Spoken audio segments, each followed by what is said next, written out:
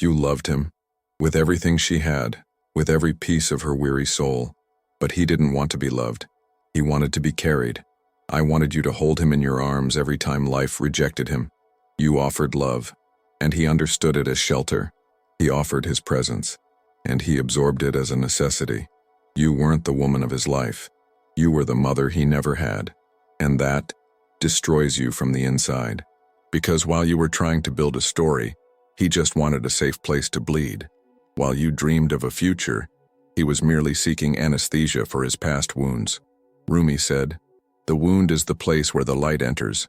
But what happens when the other person refuses to let the light in? When he prefers to live in the dark, as long as you remain the lighthouse? You can feel it. That's a lot. In the silence after the fights. Into the emptiness that grows each time you embrace it, and it disappears again. Perhaps he never chose you out of love. Perhaps he chose you because you seemed strong enough to endure it. Because he sensed that you knew how to love even when you weren't loved in return. And you accepted. Because women like you have a habit of believing that love cures everything. But nobody warned you that loving an emotionally wounded man can mean losing yourself in the process. You've stopped being a woman. She became an advisor, psychologist, mother, salvation. And now you are exhausted. Because he gave everything and received almost nothing. Because she carried someone in her arms while dying of pain inside. But the cruelest part is that he's never seen you. He never saw the woman behind the caregiving, just comfort, just the function. You wonder why it hurts so much. Even knowing she's wrong, why does she still want him to change? She still hopes that for the first time he will say, "I see you." Maybe. You're still waiting for him to love you. But he never learned how to love. He only learned how to survive. And in the struggle for survival, love becomes neediness. Affection becomes escape. And you become the emotional crutch of a broken man. And the hardest thing to accept? That's because it's not his fault. But also, it was never his responsibility to save him. So before we continue, breathe. If this has hurt you, it's because this story isn't just a video, it's a mirror, a reflection of something you've experienced, or perhaps are still experiencing. And if this message is touching your soul, comment below. I am not anyone's cure. I am my own light. This simple act of writing already begins the process of healing, of liberation, to go back to being yourself, and not the mother of an emotionally absent man. And if you feel that this content speaks to what you experience in silence, leave your like, subscribe to the channel, because this space is where your soul will stop screaming alone. Here, pain turns into understanding, emptiness finds meaning, and what you thought was weakness is actually the beginning of your strength. Now, let's go deeper, because the pain you feel has an invisible root, and nobody has told you this yet. Have you ever felt exhausted from loving someone who only knew how to receive, but never knew how to reciprocate? Exhausted from being strong every day, from supporting the emotions of two people, from carrying on your shoulders a love that only existed because you nurtured it alone? Because there's a brutal difference between being loved and being merely needed. And that difference is revealed in the silence after you cry alone, when he sleeps peacefully, oblivious to the fact that once again you swallowed the pain so as not to appear weak. You gave yourself completely, and now you feel empty, as if every gesture of yours had been an offering to someone who never intended to stay. He didn't see you. He didn't see the woman who fought every day to make it work. He saw comfort. He saw acceptance. He saw a presence that never judged, never demanded, never forced him to grow. You were the safe space he never had, and that's why he never wanted to leave. But love isn't about being a refuge. It's not about being the ground where the other person hides from their own demons. Love isn't about putting out other people's fires while your own burns silently. You began to realize that he only appeared when something in your life was falling apart. That moments of affection came after crises, as a way to manipulate your openness. And you, with your heart full of hope, believed that this time it would be different, that maybe, just maybe, he had understood how precious you were. But he didn't see value. He saw utility. You were the woman who held up his broken pieces, the emotional crutch he used to keep limping along, never learning to walk on his own. And yet, you stayed, because the soul that loves often confuses love with mission. confuses empathy with obligation, and you told yourself that he was just wounded, that all he needed was more love, more understanding, more patience, and that's how you began to disappear, little by little, effaced, molded, silenced, swallowing screams, swallowing resentment, swallowing yourself. Perhaps no one ever told you this, but you weren't weak for trying. You were too strong for staying where there was only absence.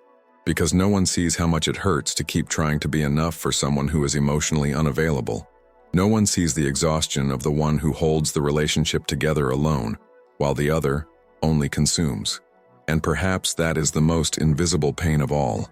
Not the pain of absence, but the pain of being too present in a relationship where you weren't chosen, but only tolerated.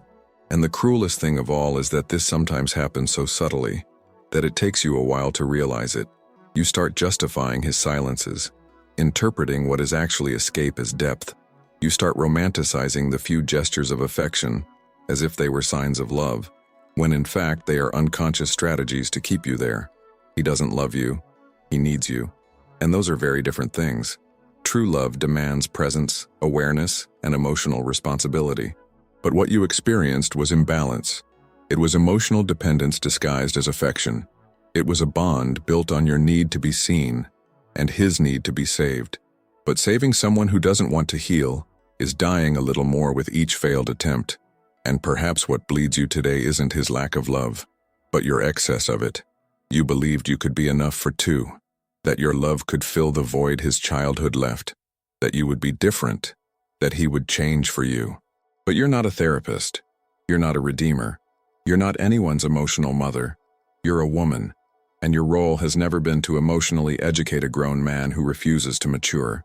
But nobody told you that, and you learned it alone, through pain. Because the whole world romanticizes love that endures all things. But nobody talks about the love that self-destructs trying to support someone. Nobody talks about the woman who falls apart every day to keep a relationship alive, while the other person doesn't even realize she's dying. And you learn to smile on the outside while crumbling on the inside. Because that's what women like you do. They hold up other people's worlds even when their own world is in ruins. But the time has come to stop, to see what's hidden behind this weariness you feel. Because it's not just physical exhaustion, it's weariness of the soul. A soul that cries out for freedom, that can no longer bear repeating the same cycle of pain, rejection, and neediness. A soul that needs to be seen by yourself. Because as long as you keep trying to save someone who doesn't want to be saved, you will continue to lose yourself. And that's not love. That's self-abandonment. You wonder why it still hurts so much. Why there's still this hope that he'll change. But maybe the pain you feel now isn't because he's gone, but because you stayed so long. Because you ignored all the signs. Because you silenced your intuition.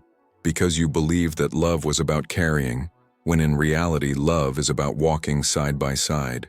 If this text resonated with your story, comment below. I am not anyone's cure. I am my own light. This phrase is not just a statement, it's a starting point. For those who are ready to look at themselves. For those who are tired of being a crutch and want to be a woman again. Because their soul deserves rest. And their story deserves rebirth. It wasn't love. It was a silent agreement, built in the subtext of trauma. You healed. He fled. You offered presence. He responded with absence. You extended your arms, and he shrank even further. It was a subtle and painful dance between your hope and his fear. An invisible exchange. He gave you crumbs and you served banquets. And it wasn't because he didn't know you deserved more. It was because he never knew how to give. He never learned to offer love, because he spent his whole life just trying to survive. He was never raised to love. He was raised to resist, to endure, to swallow feelings, and avoid intimacy like someone fleeing their own reflection. And that's why, when you arrived with affection, with devotion, with soul, he didn't know what to do. He wanted the comfort he never had, but he feared the depth of the care you offered. And you confused his attachment with love. You confused his neediness with connection. You confused his fear of losing you with the intention of keeping you. But it was all just a reflection of a deeper root, a spiritual root, a wound you also carried, albeit in a different way, because you also wanted to be chosen. You also wanted to be seen. You also had an old emptiness, a forgotten pain, a history of emotional abandonment that still pulsed within you. And perhaps without realizing it, you approached him trying to heal a younger version of yourself. The spiritual truth behind this relationship is that you didn't meet by chance.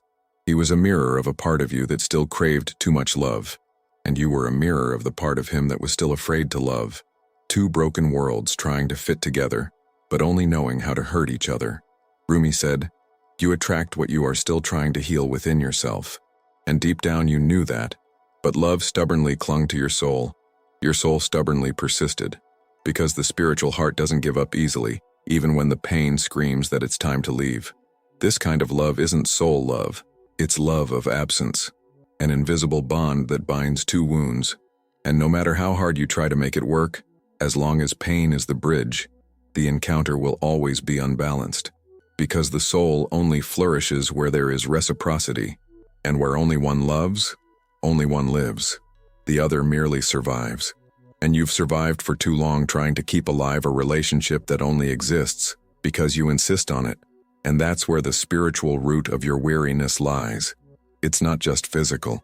It's an exhaustion of the soul, an invisible weight that grows each time you swallow what you feel, each time you rationalize what hurts you, each time you silence your intuition in the name of yet another attempt.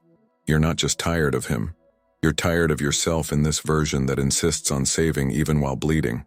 This spiritual root is the child within you who learned that they need to be useful to be loved, that they need to care to be accepted, that they need to be strong all the time even when all they want inside is comfort.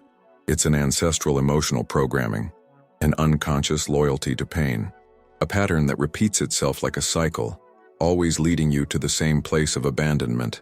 And him? He felt it, not with reason, but with instinct. He recognized his surrender as a space where he didn't need to change, and that was comfortable for him, because his constant giving freed him from the responsibility of transforming himself. But you didn't come into this world to be anyone's resting place. You came to be whole. You came to grow, to expand, to love without diminishing yourself. As long as you remain trapped in this role of emotional savior, you will continue to attract relationships like this. Relationships where you offer love and receive neediness, where you give yourself and the other person merely accommodates. Because this spiritual pattern needs to be seen in order to be broken, it needs to be confronted consciously. Rumi said, "You have to keep breaking your heart until it opens." And perhaps this is your moment to look at this pain truthfully, to recognize that it's not about him, it's about you. It's not about guilt, it's not about judgment, it's about awareness. About freeing yourself from that wound you've learned to disguise as love. Because as long as you keep trying to be someone's cure, you'll keep bleeding. True love doesn't demand sacrifice of the soul. It demands presence, wholeness, courage. And that begins when you accept that you can't save someone who is still committed to their own escape. It's hard to accept this. It hurts. It even seems cruel. But it's at this point in the journey that the soul begins to awaken. When you recognize that loving isn't about erasing yourself, that caring isn't about forgetting yourself, that staying isn't about destroying yourself, and that true connection begins when you choose yourself, when you look at yourself with the same tenderness you've always offered to others, when you say, "I matter too. My pain also deserves to be seen." If this resonated with you, write it in the comments below. I deserve to be cared for too. This phrase is a reminder. A small cry from your forgotten side, the side that needs you more than anyone else. What no one told you is that you weren't born to be anyone's cure. You didn't come into this world to stitch together the pieces of others while ignoring your own. You weren't put on this life to carry other people's pain as if it were part of your spiritual mission. You were born to be whole, to be present, to be light, but not the light that fades in the corners trying to illuminate those who insist on living in the shadows. What they taught you, from a young age, was that love resides in effort, that to love is to endure, to persevere, to remain, that the more you endure, the nobler your heart is, and you learn to carry others as if it were the only way to deserve love. You learn to erase yourself, to be silent, to adapt to what the other person needs, even when it cost you your peace, your identity, your soul. But what no one told you is that love that demands your abandonment isn't love, it's dependence. It's emptiness disguised as connection. It's fear of being alone projected onto the presence of the other. You weren't loved, you were useful. And that usefulness gave you the illusion of importance. It made you feel that if he needed you, it was because there was love. But there's a brutal difference between being loved and being necessary for the emotional functioning of someone who doesn't yet know how to love. You became an emotional therapist. You listened. You offered support. You contained the chaos. But who held you? Who looked you in the eyes with sincerity? Who asked if you were okay? Not out of politeness, but out of genuine interest. Who offered you refuge when you just wanted to lie down and be embraced without having to explain, without having to be strong? Rumi would say, "You are the mirror, not the patch." And that's exactly what you need to understand. You are a reflection, not a bandage. You came to mirror the light in others, not to absorb their shadows. When you understand this, something changes. Because you begin to see yourself differently. You begin to realize that loving is not about molding yourself to the needs of others. Loving is about remaining whole. It's about being with the other person without abandoning yourself. And even though your soul has learned to find purpose in suffering, that's not evolution. That's emotional survival. You no longer need to prove your worth by enduring. You no longer need to beg for love. You no longer need to justify the other person's absence by saying, "That's just how they are." No, they are like that because they're not ready. And you no longer need to wait for them to change in order to feel loved, because the cure isn't in the other person. The cure is in stopping trying to save someone who refuses to climb out of their own abyss. It's in looking inward and saying, "I can't cure you," and not saying this with anger, guilt, or resentment, but with truth, with awareness, with freedom. To truly love is to allow the other person to be responsible for themselves. And that begins when you free yourself from the role of savior. The hidden key that no one has revealed to you is this: you will only find the love you deserve when you stop insisting on love that hurts. As long as you keep trying to fix someone, you are actually running away from looking at your own wounds. Because there's a part of you that believes that if you can heal the other person, you will finally be worthy of being loved. But that's not love. It's emotional conditioning. And it's cruel to live like that, because you will never be enough for someone who isn't ready. And the more you try, the more you wear yourself down. The spiritual key to healing is hidden in what you fear: letting go, closing the cycle, saying enough, and not out of pride, not out of revenge, but because you understood that you can't live eternally trying to be the solution for someone who doesn't even see the problem. Because when you stop offering healing, perhaps they need for the first time to face their own pain, and perhaps they will finally begin their own awakening process. But that will no longer be your responsibility. Your responsibility is to your soul, to your peace, to your story. You have the right to be cared for, to be heard, to be chosen without having to beg. You have the right to feel safe, not because you built it alone, but because the other person is also there, conscious, present, whole. You have the right to love without carrying burdens, to be loved without sacrificing who you are. But for that, you need courage.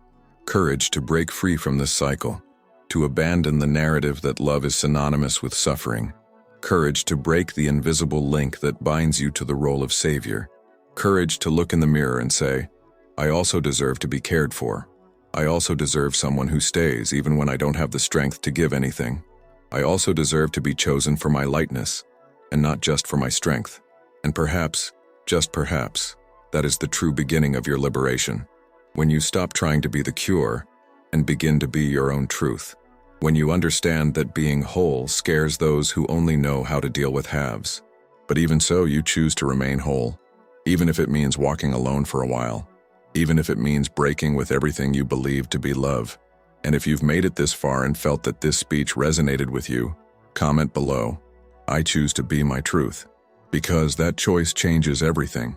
It's not just a phrase, it's a decision, a door that opens within you. And when you walk through it, you're never the same again. Maybe he would say he loved you.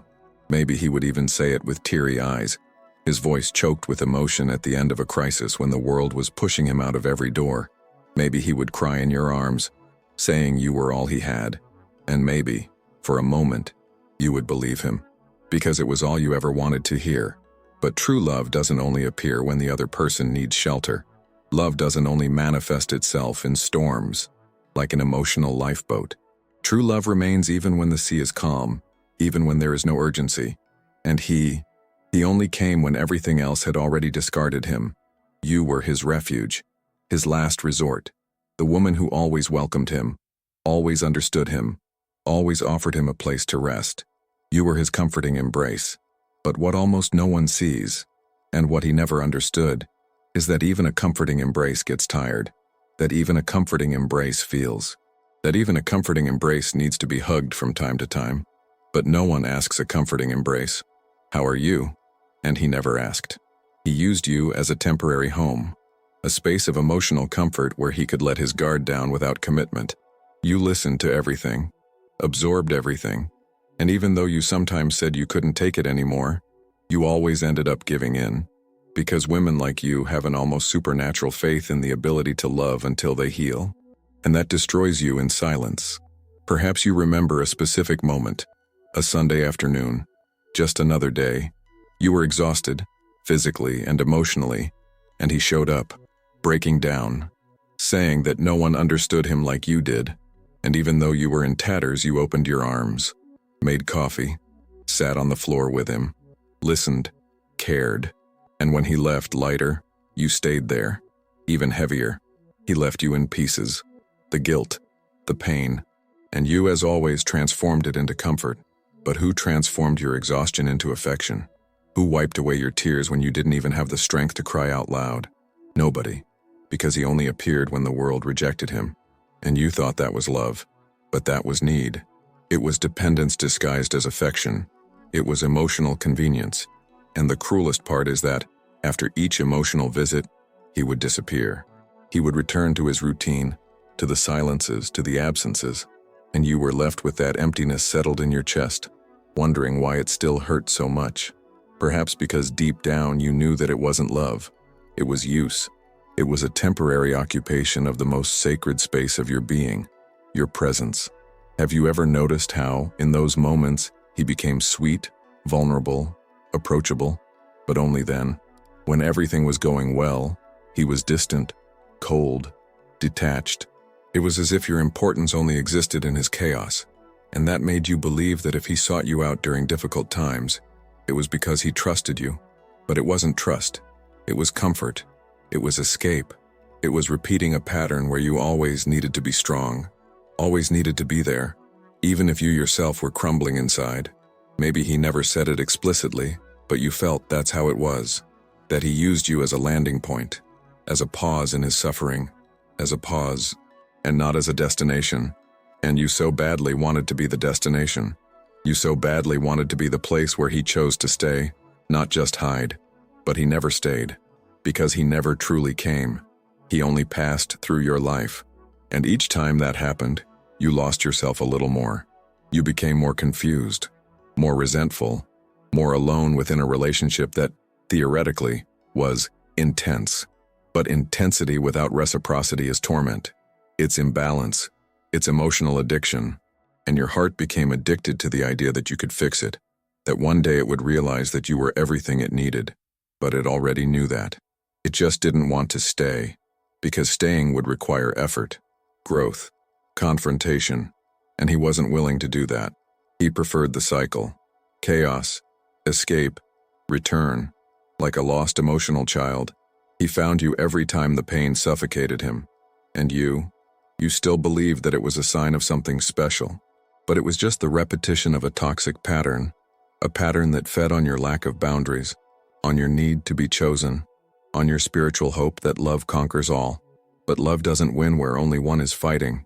Love doesn't flourish in dry land. Love doesn't survive where the soul isn't recognized.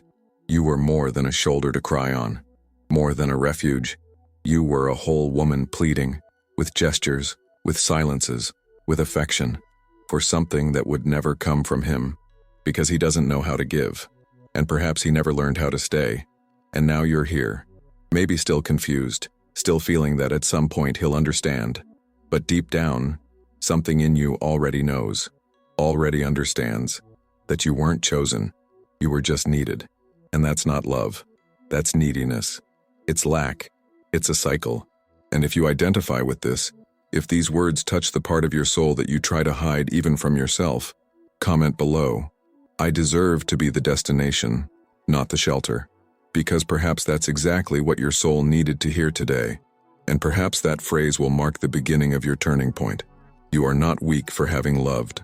That idea needs to be ripped from your heart like a lie told for generations.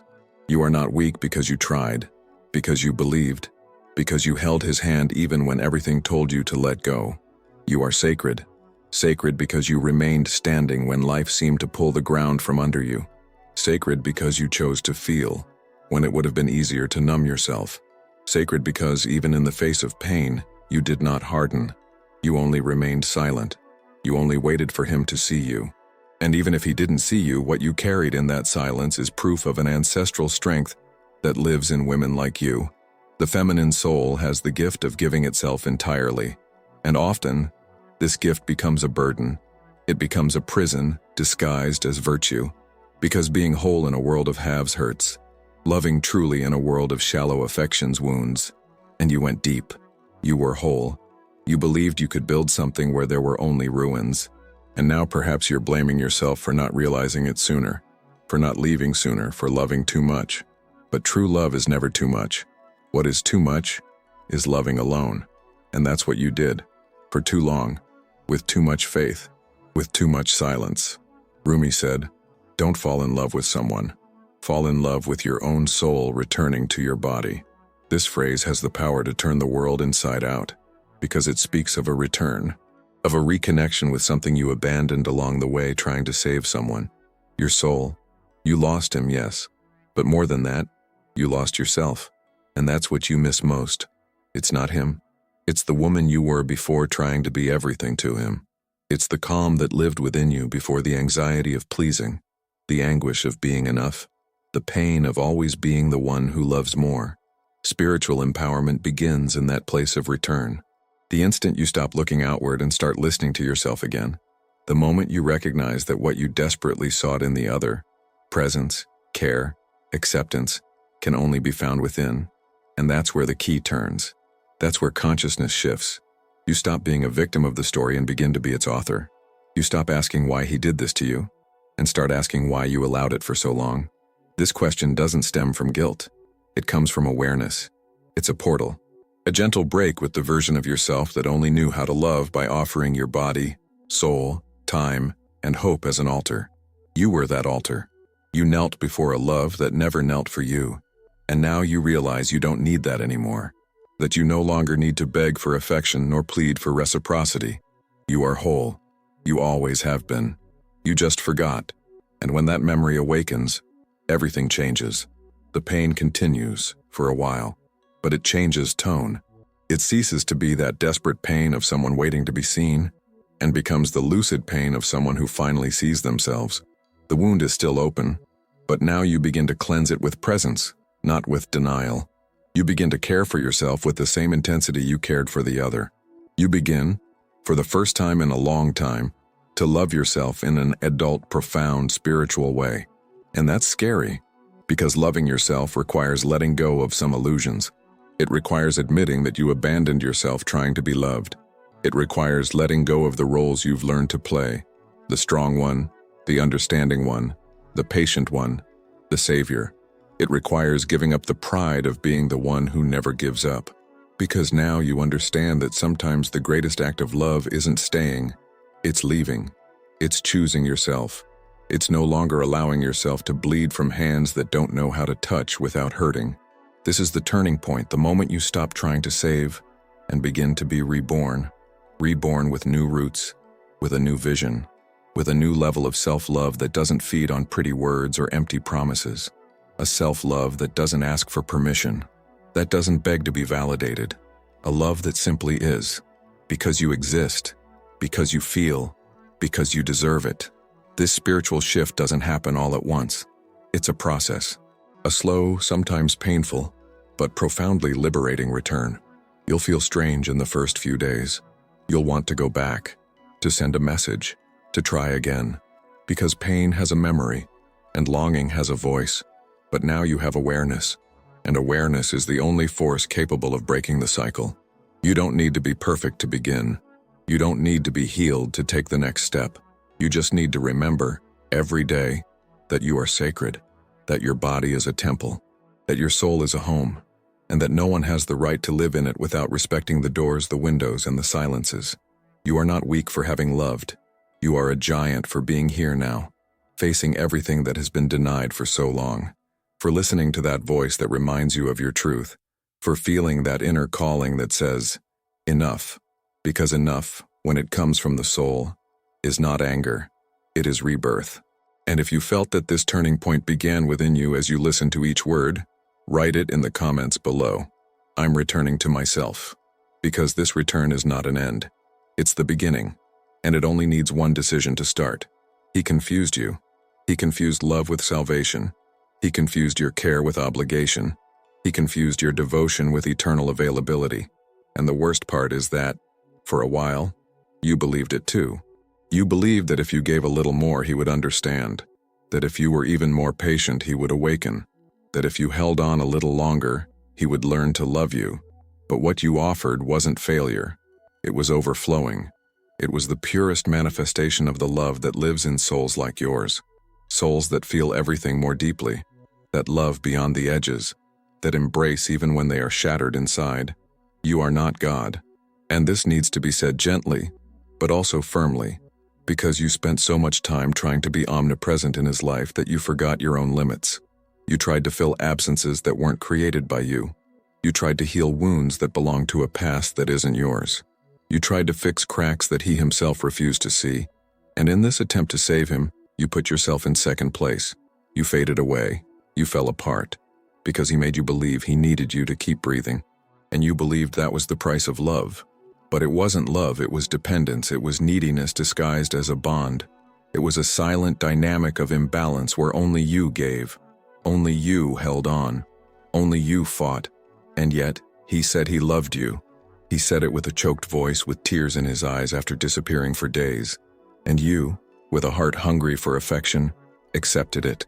Because when the soul is wounded, any crumb of emotion seems like a feast. But the spiritual truth is that he didn't love you. He needed you. And that, although it seems similar, is completely different. He needed your comfort, your listening ear, your calm. He needed your constancy to support his own inconstancy. You were the ground he fell on every time the world crumbled. But you weren't the sky he looked to when he wanted to grow. And you always wanted to be the sky. You always wanted to be the destination, not just the shelter. But you didn't come here to be anyone's salvation. You didn't come here to be used as a ladder by someone who doesn't have the courage to climb on their own.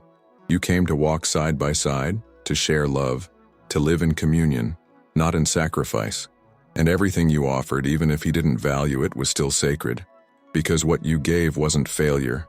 It was abundance. It was proof that, even after everything you've been through, your heart still believes. It still beats. It still feels. And that's rare. It's precious. It's your strength, not your weakness. He just didn't know how to receive it. He didn't know how to handle the depth of your love. Because deep love requires emotional maturity. And he was still trapped in the pains of his own childhood, projecting onto you the figure of a mother he never had, hoping you would heal what he himself refuses to touch. But you are not that mother. You are not the emotional home of a man who doesn't want to grow up. You are a woman, with desires, limits, wants, dreams, and however much you believed that your love could be enough for two. The truth is that no one carries the weight of a healthy relationship alone, because true love doesn't ask you to erase yourself. True love invites you to flourish, and you have already withered too much trying to fit into a space that was never yours. Now, perhaps you look back and think, how could I let this happen? But don't blame yourself. Guilt is useless to an awakened soul. You did what you knew with what you had. You gave yourself not because you were weak, but because you still believed. And that belief, even if it hurt you, is also what brought you here. Because only those who truly love are capable of truly transforming themselves. And you are in that process. In the process of rebuilding yourself, of seeing yourself with different eyes, of ceasing to be salvation, and becoming a sanctuary. Yes, sanctuary. Because now you begin to understand that your heart is too sacred to be treated as a temporary shelter. Your presence is too rare to be present only in times of crisis. Your listening is too profound to be used as an emotional outlet. You are not a repository for other people's pain. You are a space for healing, but not the healing of others, your own. And as long as you don't treat yourself with that sacredness, you will continue to attract people who only want to consume, who only know how to take, who only know how to lean on you when their soul is heavy. But from the moment you take a stand, everything begins to change. You stop being the one who holds on and become the one who chooses. You stop being the one who accepts everything and become the one who knows herself, because self-knowledge is the greatest shield of the sensitive soul, and you need to protect yourself, not with harshness, but with presence, not with distance, but with discernment. You didn't fail. You simply loved someone who didn't yet know what to do with true love. And that doesn't diminish you. It shows you. It reveals you. It gives you back.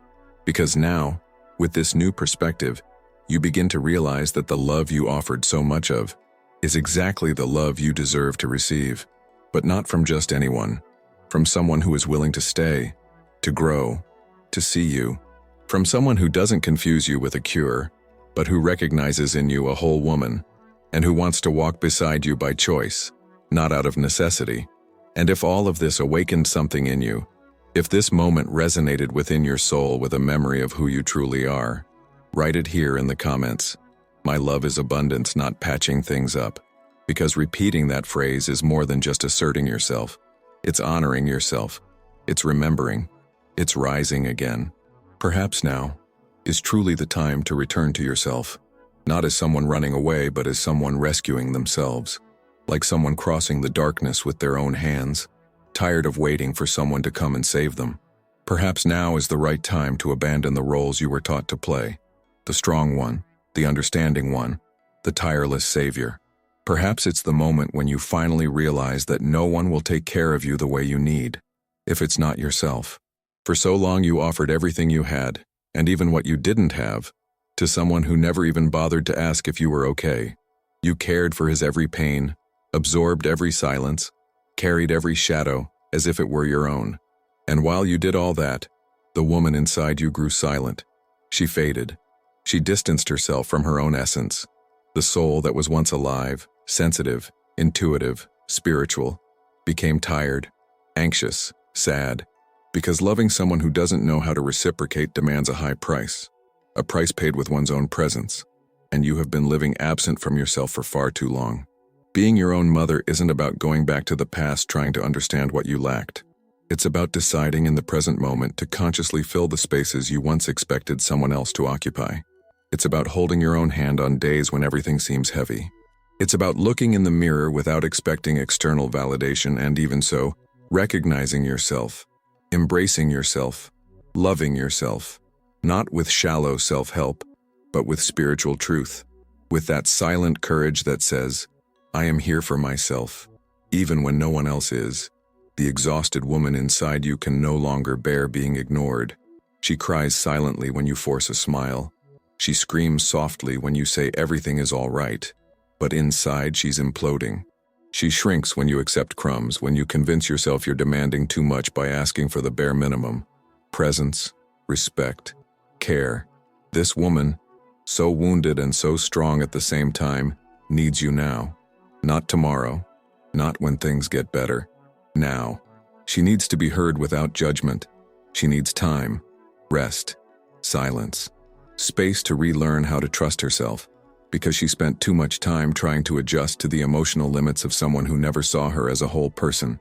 She molded her heart to his absences, thinking that was love. But love isn't about fitting in. Love is about overflowing without getting lost.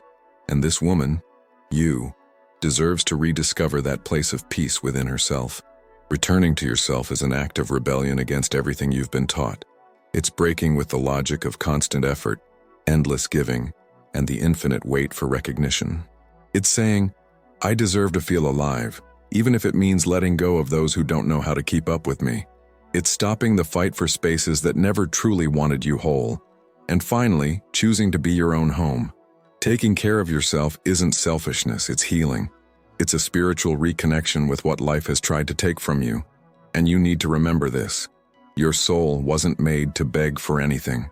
It was made to fly, to love without fading away, to be light without needing to extinguish your truth to fit into someone else's darkness. You're not here to complete anyone.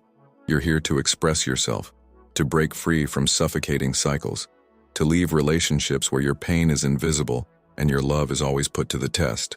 Reconnecting with yourself requires silence, but it also requires action. It's not enough to simply understand what you lack. You need to offer yourself what you've tried to extract from others for so long. You need to place yourself at the center of your own life. Make choices that honor what you feel. Establish boundaries that protect who you are. Relearn to listen to your intuition, that inner voice that always knew what was right, but that you learned to silence in the name of a love that never gave you peace. Rumi said that the wound is the place where the light enters.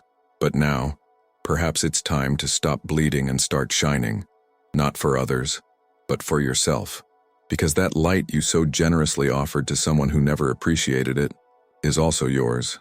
And it's time to direct it inward, to illuminate the forgotten corners of your soul, to rebuild yourself with the same tenderness you always had for those who hurt you. You need to become the embrace you've always longed for. You need to be the comfort you've offered so often. You need to look at yourself with the same compassion you had for that man who always ran away. Because that compassion, that love, that sweetness were never about him. They were always your essence, your soul, your truth. And it's time to return to inhabit that place.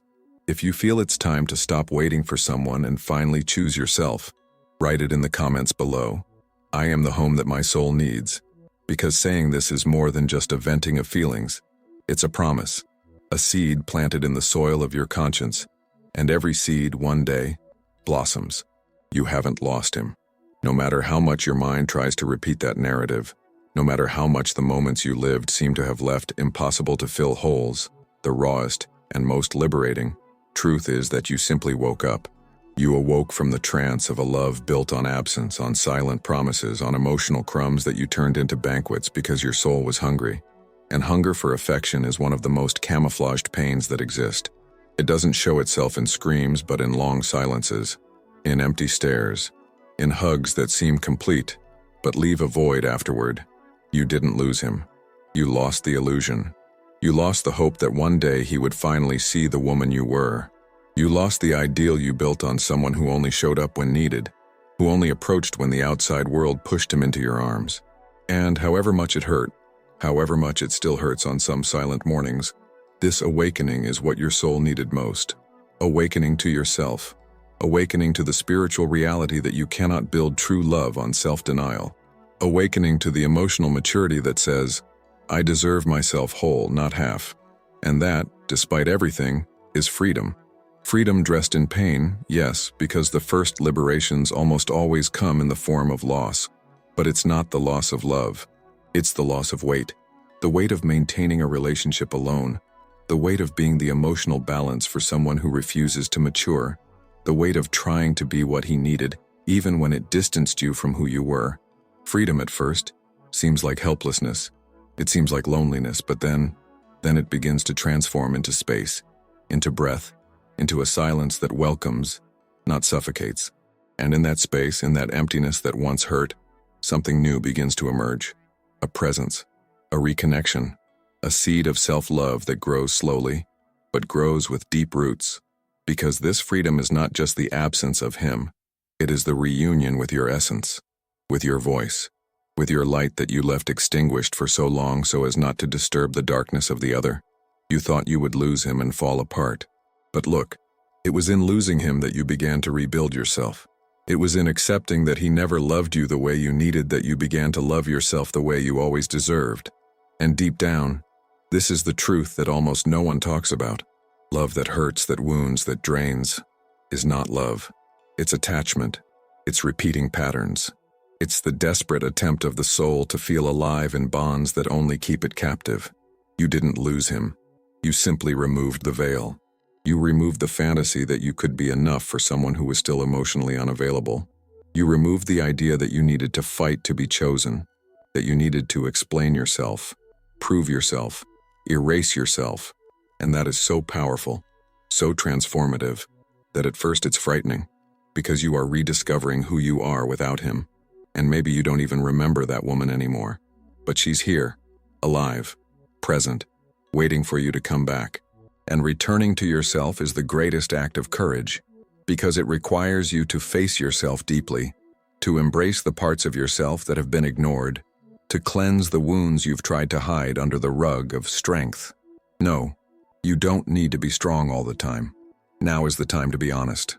With yourself, with your soul, with your story. You didn't lose it because, in truth, it was never yours. It was never whole. And you can't lose what was never real.